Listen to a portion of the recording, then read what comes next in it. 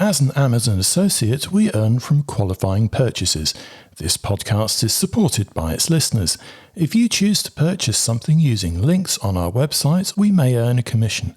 No books were warped, dog-eared, underlined with purple pen, eaten, cursed, cancelled, burned, or otherwise harmed in the making of this podcast. I'm Tom Tolkien, and this is the School Reading List, a podcast that recommends books you'll want your children to read and books you'll wish you'd read as a child.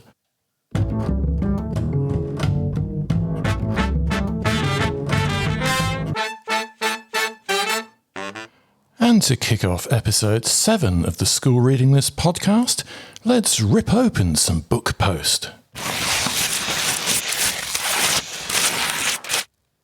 Our Planet, the One We All Call Home, by Matt Whyman and Richard Jones.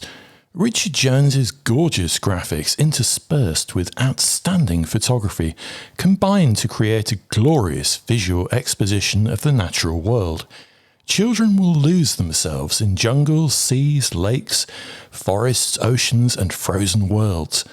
Written to inspire with relentless positivity, this book will help promote deeper learning and individual reading amongst eco-conscious children in Upper Key Stage 2 and Key Stage 3. Faruq and the Wiri by Sophie Payne, illustrated by Sanjay Prabhat. As he watches his grandma prepare her traditional Guyanese cook-up rice with garlic, coconut and wiri peppers, Faruq dreams of being a chef. With vibrant and exciting illustrations and rich descriptive language, this picture book for younger children is bound to spark an interest in cooking and a love for family mealtimes. A lovely book to read and share. Vita and the Gladiator by Ali Sherrick. Vita rails against a future of arranged marriage and motherhood as a highborn girl in Roman London. But when her father is killed, she flees that life, poses as a slave, and teams up with unlikely allies in a breakneck race to find out who committed the murder. With fast-paced chapters, rich historical detail, and a strong female protagonist, this cracking middle-grade novel does not disappoint. And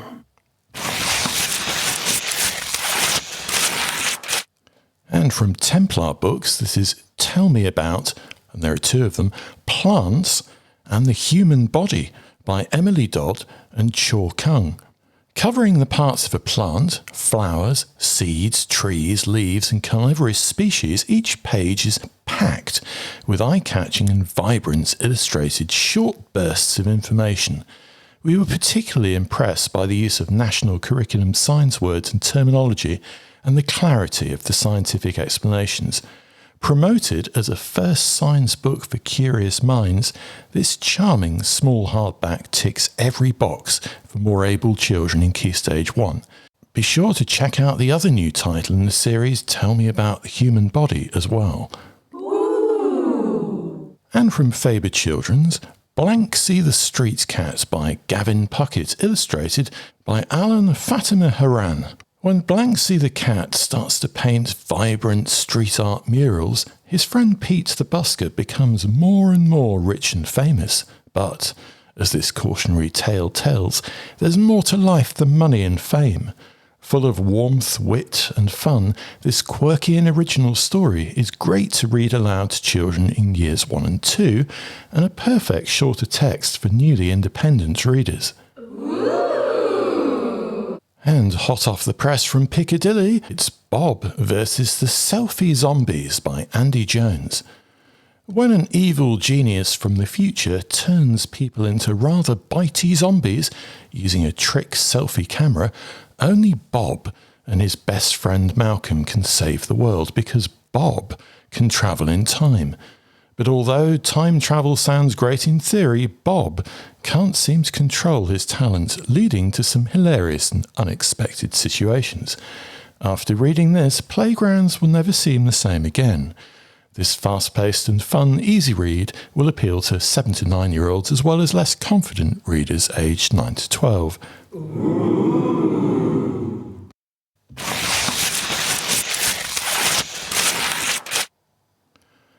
And from Usborne Books, this is our February 2023 Fiction Book of the Month, You Think You Know Me by Ayaan Mohamud. 17-year-old Hanan Ali's world changes in an instant when a dark and pervasive sense of fear, racism and prejudice leads some to blame Muslims for the murder of a local man. A high achiever working towards a career in medicine, Hanan is a model student. But how can she stay silent in the face of growing race hatred, family tension and injustice? Exploring the lives of teenage inner-city refugees, gang life and Islamophobia, You Think You Know Me tempers a visceral urban storyline with richly realised vignettes of Somali tradition, culture and the healing powers of family and community. Highly recommended for students in Key Stage 4. From Scallywag Press, a new picture book, rhyming picture book, called Don't Be Silly by Padmacandra. Bouncy Bo and Little Smudge delight in finding ways to be silly despite the serious grown-ups. But when Bo and the Smudge decide to be sensible, roles are reversed with hilarious results. With clever and funny rhymes and fascinating illustrations, this book is bound to be a hit with nursery and infant classes. And from Otter Barry, a beautifully illustrated fiction book, Corey's Rock by Sita Brahmachari, illustrated by Jane Ray. When 10-year-old Isla and her family start afresh in the Orkney Islands, she finds it hard to adjust to her new surroundings and a world without her brother. A unique and uplifting modern fable told through a combination of short chapters, dialogue and poetry, it's all adorned throughout by stunningly evocative illustrations by Jane Ray. A treasure to read and behold, Corey's Rock explores themes of refugees, family and acceptance with great sensitivity. Highly recommended. And this one's our February 2023 picture book of the month, The Emerald Forest by Catherine Ward, illustrated by Karen Littlewood. Follow the life of an orangutan and her family in tropical Sumatra as they experience raising young, living in harmony with nature and the impact of humans. A great text to read and share with EYFS and Key Stage 1, this beautiful and moving picture book uses powerful and thought-provoking images to explore themes of environmental protection, habitat destruction and species extinction. A spectacular and memorable work of art, The Emerald Forest is highly recommended for school libraries. And this one's our non-fiction book of the month for February 2023 from Templar Books, Paper World, Human Body by Gail Armstrong. Using amazing paper engineering, children can open flaps and peer inside the brain, ears, heart and lungs, reproductive system and much more. With high-quality text and more than 40 flaps and die cuts to explore, Human Body is an outstanding publication. Literally lift the lid on the human body with this unique large-format, full-colour hardback masterpiece that will make an excellent gift for 8 to 12-year-olds, a standout topic book or a highlight for your Key Stage 2 school library. And out this month from Faber Children's, Two Terrible Vikings Feast with the King by Francesca Simon, illustrated by Steve May. This latest instalment in the series sees nightmare Viking twins Hack and Whack tasked with babysitting Dirty Ulf's little toddler brother, Fire Hazard. What could possibly go wrong? With rapid dialogue, short chapters and hefty usage of the word bum, the Terrible Vikings series is perfect to read with groups of less confident readers. Thank you to all the publishers and publicists for sending us books to review here on this podcast and on our website schoolreadinglist.co.uk.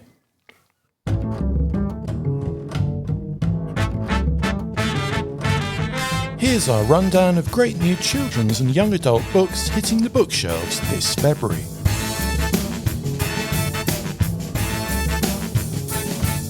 The Rescue of Ravenwood by Natasha Ferrant.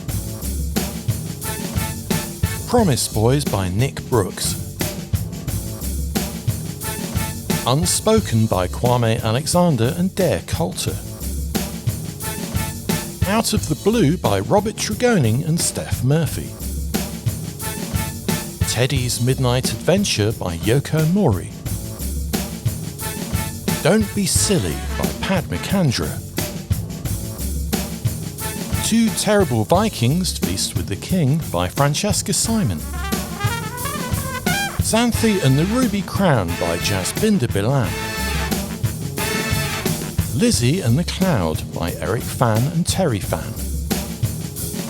Lost by Mariaho Ilustrajo. Glitter Boy by Ian Eagleton. You Think You Know Me by Ayaan Mohamud. Cherry Moon by Zaro Weil. Vita and the Gladiator by Ali Sherrick. The Monkey Who Fell from the Future by Ross Welford. The Emerald Forest by Catherine Ward and Karen Littlewood. Corey's Rock by Sita Brahmachari and Jane Ray. Fighting in a World on Fire by Andreas Malm. Songwalker by Zilla Bethel. Tell Me About the Human Body by Emily Dodd. Blanksy the Street Cat by Gavin Puckett. Paper World Human Body by Gail Armstrong. Passing On of Shells by Simon Lamb and Chris Riddell. Here We Are, Notes for Living on Planet Earth by Oliver Jeffers. The Versatile Reptile by Nicola Davies and Andy Cameron. Rugby Rookie, Stepping Up a Level by Gerard Siggins. Now Let Me Fly by Ronald Wimberley and Bram Revel. Superquesters, The Case for the Missing Memory. And our picture book of the month is The Emerald Forest by Catherine Ward. Our non-fiction book of the month is Paper World Human Body by Gail Armstrong. And our fiction book of the month is You Think You Know Me by Ayaan Mohamud.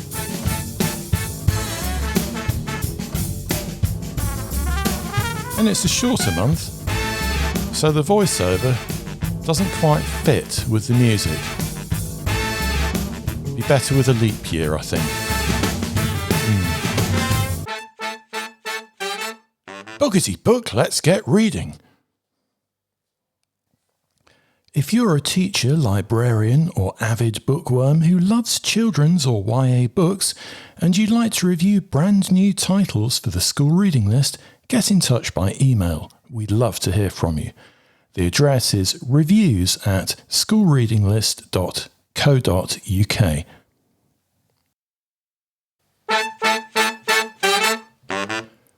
Reading records. Let's discuss this time-sapping invention, very commonly seen in primary schools, that's a perennial favourite of educational administrators and policymakers who, whilst never using them themselves, always seem to insist that more junior colleagues would be lazy and unprofessional not to use them. Yet, there's never been a good argument that stacks up to evidence their usefulness. Reading records can turn reading into a chore rather than an enjoyable experience. Children may begin to associate reading with pressure, stress, and obligation. This can lead to a dislike of reading and a missed opportunity to develop any love of reading. Instead, schools should strive to create an environment where children are encouraged to read for pleasure and to explore a variety of books that interest them. Reading records simply measure how many pages a child has read in a given space of time. That's even if you can trust them. They don't provide any information about the child's comprehension, reading ability, fluency, decoding skills, accuracy, or inference. They don't even tell you if the child has read pages that weren't blank or only had 2 words on them. As a teacher, Have you ever checked whether page 253 of a book actually has any words on it? Reading logs are a chore for parents, teachers and children. They can't be trusted. As a teacher, how do you know that the child or the parent, often with good reason, hasn't simply filled out the form to avoid a note from the teacher? And how many teachers have wasted hours writing notes to parents about reading records? How many parents have been annoyed by these notes? Wouldn't everyone's time be better served by just encouraging reading for pleasure and reading choice? As educators, we're always looking for new ways to improve our teaching methods and support our students' learning. And over again, reading records are reinvented, rebranded, respun, and presented as something new for primary schools. However, recent studies have shown that reading records may not be as effective as we once thought. In fact, there are an awful lot of reasons why reading records are a bad idea for primary schools. Firstly, they're a source of stress for young children. When students are required to keep track of their reading, it can feel like an extra burden. This pressure can lead to negative emotions such as anxiety, fear of failure, and even cause a disinterest in reading. According to a study by Whyman in 2016, children who were required to keep reading records showed less improvement in their reading skills than those who did not keep records.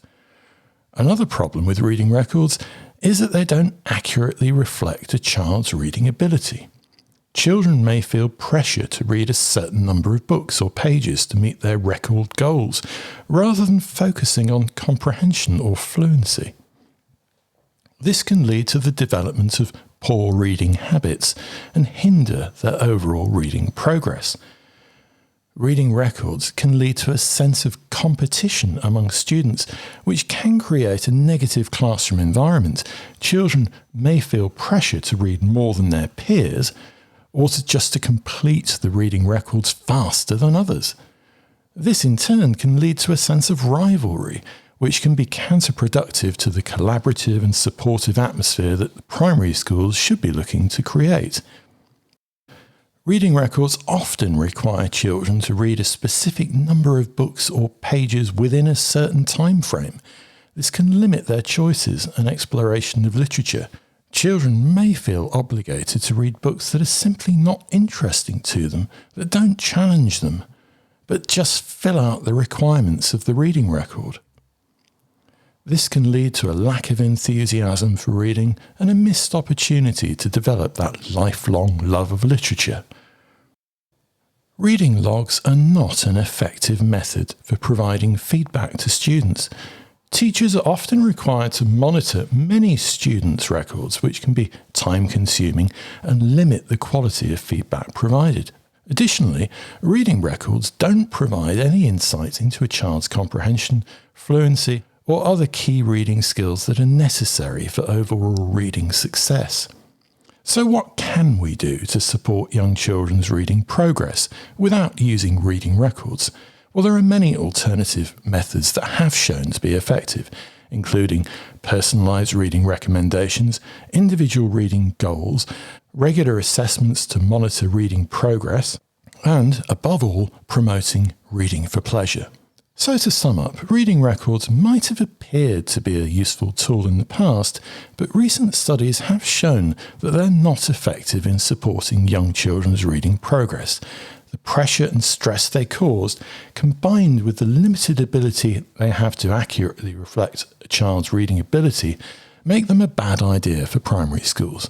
Instead, we should be focusing on alternative methods that are more personalised, effective, offer choice, and allow for individualised feedback to help support our students' reading progress. If your school still uses reading records, shred them, recycle them, and instead develop a reading for pleasure culture.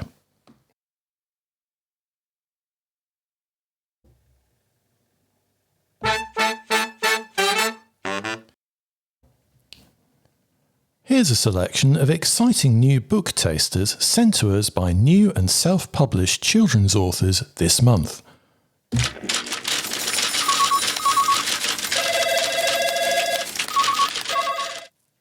Has your child's attitude to learning become a little concerning?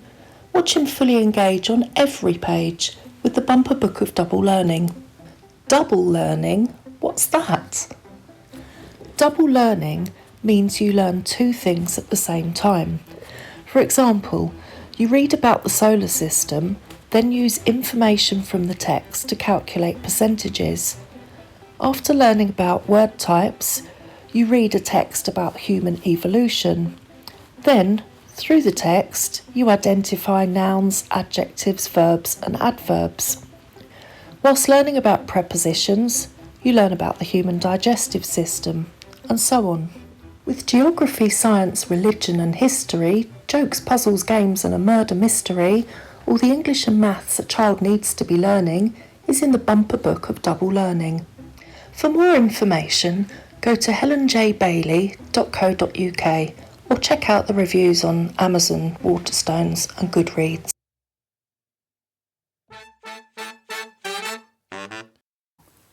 Dumb Orphans, the Bundu Bunch trilogy, is a novel based on the real lives of survivors of the most deadly global pandemic of our time.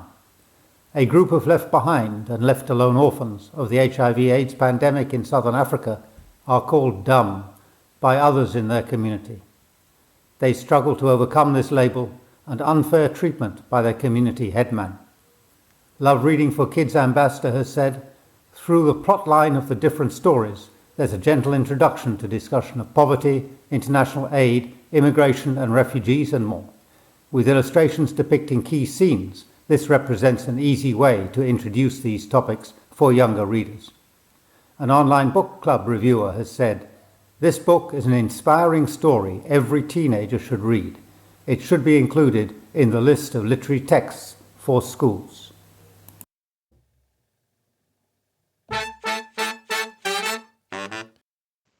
My Magical Bearded Friend is a wonderful new picture book written by Chris Husband. With rhyming words and an engaging vocabulary, with an amusing and whimsical tone, it will help even the most hesitant children work on their reading skills. The engaging and imaginative illustrations will entice children to look upon them again and again.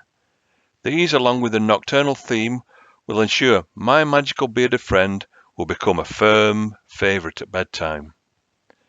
You can buy My Magical Bearded Friend online at Amazon and Barnes & Noble, or log on to the website chrishusband.com.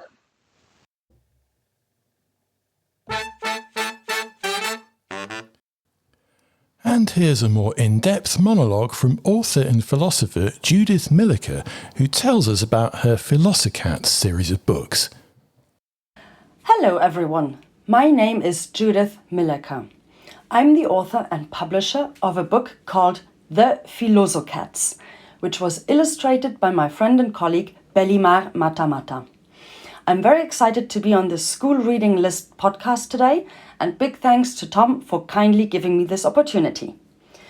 So, I want to do two things in the next few minutes. I want to tell you everything about my book, The Philosocats, but I can't do that without talking about philosophy for children. I'll tell you what philosophy with children is about and what it's not about, and what the special factor of philosophy is, something that you don't get from any other subject at school or standard education. So if you're a teacher or educator, a parent, grandparent or godparent, and you're interested in fostering the critical thinking of your children, then this will be for you. Very briefly about myself. I studied philosophy a long time ago, and a couple of years ago, I had just started to write a short story for my two wonderful nephews when it struck me. After we read a story to children, we tend to close the book and to go on to the next one, rather than talking and thinking about the story we've just heard. And that's often fair enough. If you're a parent and you're reading to or with a child, that's fantastic. And we don't have to dissect every story. Sometimes it's just nice to enjoy it and then move on. But often it might be nice to talk more about the book. And I thought, what if the story was followed by a few questions to inspire further conversation? That's where the idea with the philosophical activity book comes from.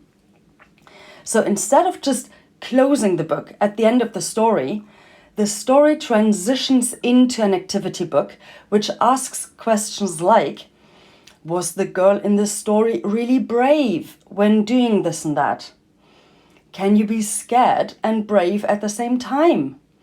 Or what does it mean to be brave? And let me quickly explain what I just did there with those 3 questions. I started off with a question that was about the story. Was the girl really brave? A question about something concrete in the book. The second question about being scared and brave at the same time is removed from the story, but still connected with the children's lived experience. And the last question, what it means to be brave, that is the more classic philosophical question. It's like asking, what does it mean to be free? Or what is happiness? And so on.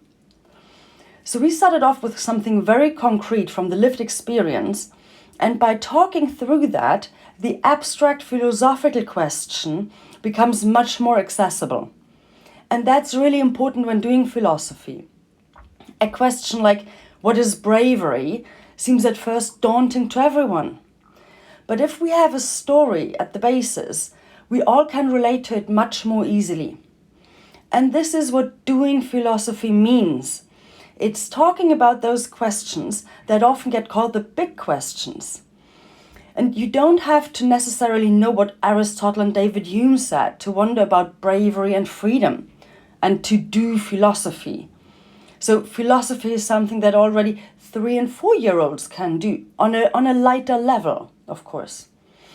So you might be thinking now, where's the value in discussing what bravery is? Why should we do philosophy with our class or our children? And my answer to this has 2 parts. The first is about the benefits. When children engage in philosophy, they foster what we often call critical thinking. We ask them to put themselves into someone else's shoes and take a different perspective. And we ask them to get their arguments right. So philosophy helps them train their logical reasoning and their ability to make an argument. It trains their creative thinking and their imagination, while they also learn about society and the world we live in. They also need to engage with others and make themselves understood. So they train their vocabulary, language, and communication skills. And all of this is highly beneficial for their personal, emotional, and social development, and for everything they need to become an open, engaged, and responsible citizen. Of course, children learn all these things eventually, even if they don't do philosophy. And here comes my second point.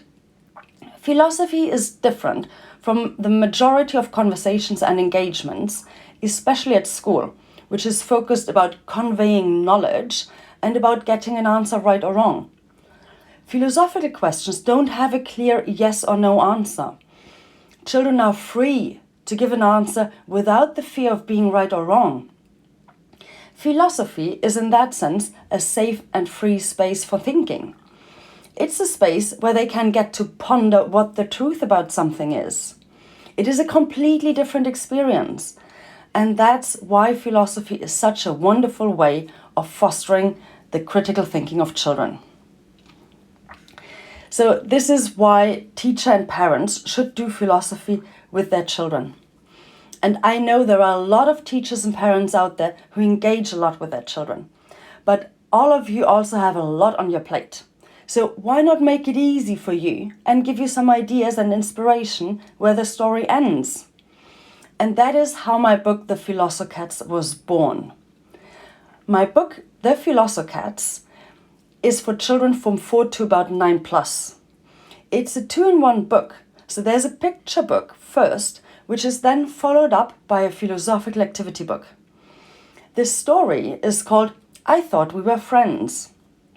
It's about 2 cats and a tortoise and their 2 humans, and it introduces the concepts of anger, trust, and forgiveness, which can further be explored in the philosophical activity book. As I described earlier, it starts with questions about the story and moves on to more abstract and philosophical questions, such as, is anger something good or bad?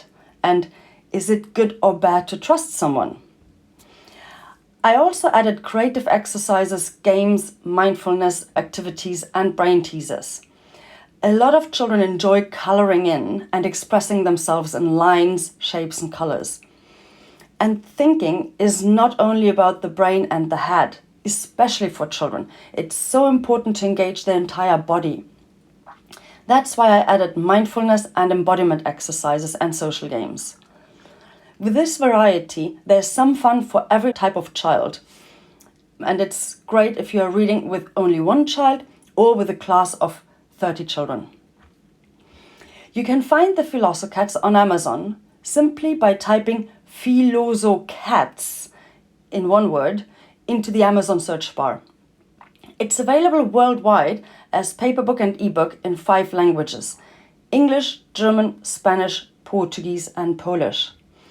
We'll soon have a Catalan version, and more translations and episodes are planned, so the Philosocats will eventually become a series.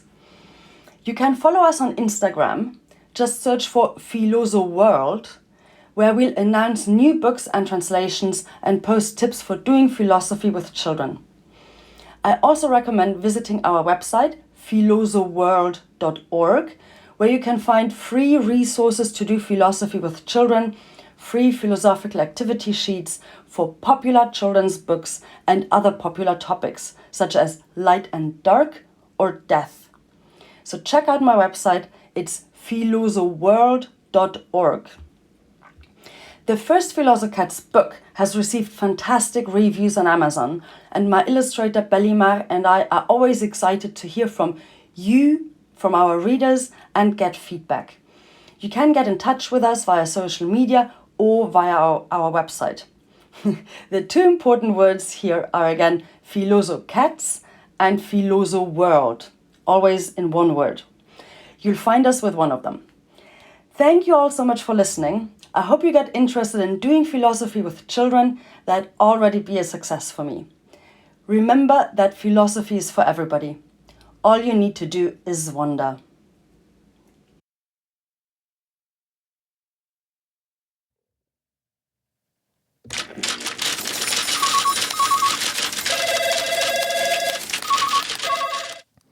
If you'd like to get in touch and leave a recorded shout out about your upcoming self-published children's book, have a look at our podcast webpage for more details.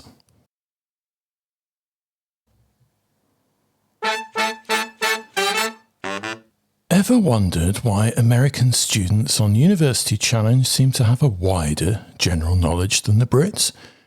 Well, Nielsen, the stats company, highlighted a dip in reading amongst mid-teens in the UK, with mid and older teens more likely to be anti-books.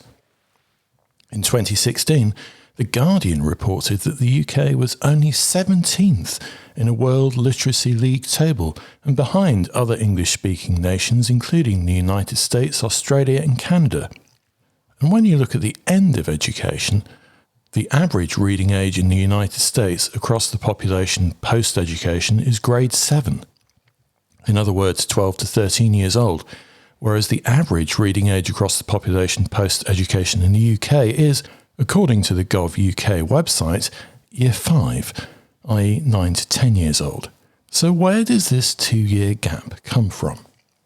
Well, it's likely that it comes from what happens in between the ages of 16 to 18, where other English-speaking countries still tend to promote books in schools and reading for pleasure, but in the UK it's all about A-levels, or if children aren't in education after post-16, it's about nothing at all. There isn't really the same promotion of books. So I'm going to take a deep dive into one of our most recent lists, our books for sixth formers, designed to promote reading for pleasure in children post-education, after GCSE or still in sixth form college, aged 16 to 18. Let's dive deeper into these great books. Witchlight by Susan Fletcher. When Charles Leslie hears of a young woman who's been locked up, accused of being a witch and due to be burned at the stake, he decides to delve deeper into her story, uncovering details of a wicked and brutal crime Both of them are faced with an unenviable dilemma in this gripping tale of broken loyalties, superstition, and resilience against all the odds. A powerful and atmospheric page-turner. Atomic Habits, an easy and proven way to build good habits and break bad ones by James Clear. The ultimate guide to building lasting good habits that can apply to study, learning, life and work. The accessible writing style makes this a useful book for sixth formers with narrative life lessons and manageable efficiency hacks that will work well for young people who want to plan how to achieve their goals. The Midnight Library by Matt Haig. When Nora finds herself in a supernatural library where she can choose to change her life for a different one, she's presented with the chance to right wrongs, correct mistakes, and live out her dreams. But the book asks the reader, what defines a good life? A warm-hearted and compelling bestseller that's a guaranteed good read. Prisoners of Geography, 10 maps that tell you everything you need to know about global politics by Tim Marshall. A great book to help broaden sixth formers' geopolitical horizons and perceptions of the world we live in, chronicling past and current thinking on foreign affairs through 10 infographic maps. This is an ideal book to appeal to students interested in international relations and world history. Running Upon the Wires by Kai Tempest. This verse collection by poet, songwriter and singer Kai Tempest dissects the theme of love, from blossoming romance, familiarity, division and breakup to new flames. The direct imagery and unflinching style will linger in the memory. Ideal for reading, performing and using as impetus, Running Upon the Wires will appeal to teens interested in drama and creative writing. Mother Tongue, The Story of the English Language by Bill Bryson. An entertaining read, Mother Tongue sweeps through the history of the English language from its starting point as a hybrid of ancient dialects through to the impact of invader languages and the nuances of modern grammar, spelling and pronunciation. A great read for students interested in languages, linguistics and English. The Ballad of Jacob Peck by Deborah Comar. When Mercy Hall is murdered in the cold winds of New Brunswick in Canada, Amos Bradley is quickly accused and hanged for the crime. Over 200 years later, Deborah Comar reinvestigates the case and reveals that without the influence of preacher Jacob Peck, the murder might never have happened. This cold and clinical treatment challenges the reader's ideas of facts, truth and evidence, a visceral read for fans of true crime podcasts. Many Different Kinds of Love, a story of life, death and the NHS by Michael Rosen. Poems, diary entries, doctor's notes and nurses' observations make up this moving account of Michael Rosen's 6 weeks in a COVID-induced coma. An antidote to anti-vaxxers and COVID denial, Many Different Kinds of Love is a warm expression of hope, strength and positivity, and it's a compelling read for all sixth formers. No Logo by Naomi Klein. In a Western world dominated by huge corporations, brands, influence and money, Canadian journalist Naomi Klein shows us ways to see through the hype, find the truth and fight the negative effects of consumerism. With real-life examples and a highly readable style, this book is recommended to students interested in advertising, marketing and business. What Does It All Mean? A very short introduction to philosophy by Thomas Nagel. A highly accessible, short and readable introduction to key philosophers and philosophical ideas. Free will, right and wrong, and the mind, body and the soul are discussed with examples, contradictions and opposing points of view. The reader is invited to form their own opinion. It's ideal for students considering philosophy or political theory at university, or just to provoke blindingly erudite and eyebrow-raising discussion at the dinner table. Chronicles from the Land of the Happiest People on Earth by Woye Siyinka. When Dr. Menker discovers body parts are being stolen from his hospital, he's horrified to find they're ending up in the hands of an unscrupulous opportunist looking to profit from their sale in the use of West African religious rituals. But who's behind the scandal? This captivating and brilliantly written novel blends power, corruption and danger with a deliciously dark whodunit plot. Philomena by Martin Sixsmith, a heartbreaking true story about a mother's tenacious search for her son who was taken and sold by the Catholic Church. Sent to a convent for fallen women as a teenage mother, Philomena Lee never gave up trying to find her son, and in a twist of fate, her son never gave up trying to find her.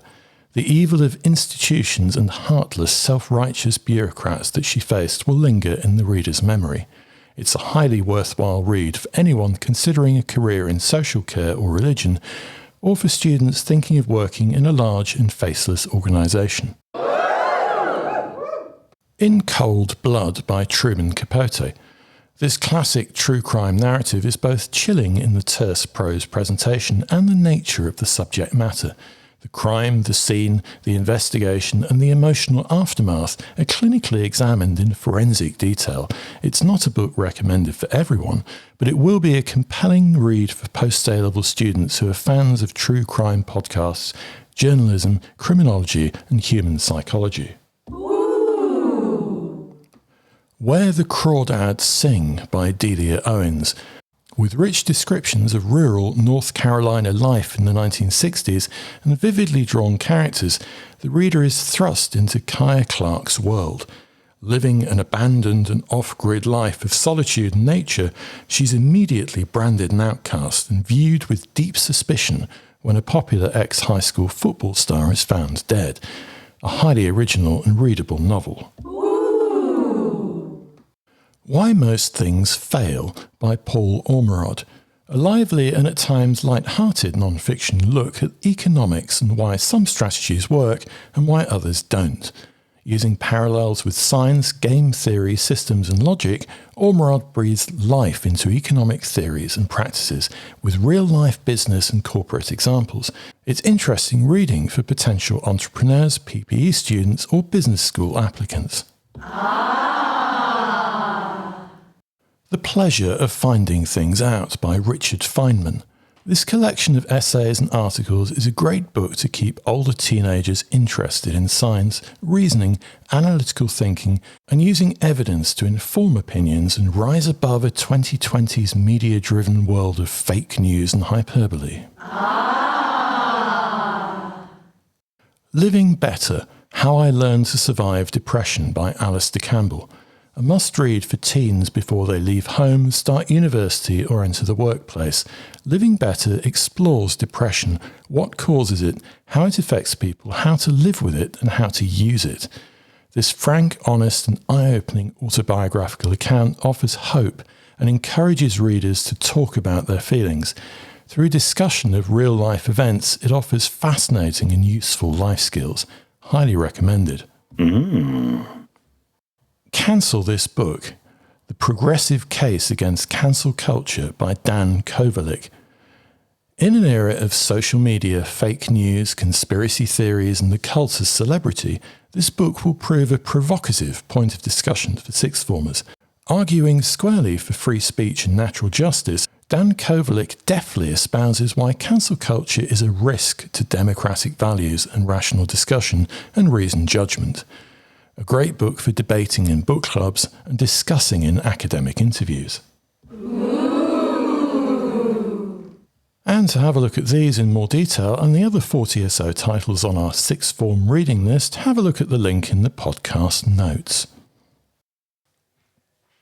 If you'd like to get in touch, use the hashtag SRLpodcast on Twitter or drop us a line using the contact form or messaging button on our website schoolreadinglist.co.uk.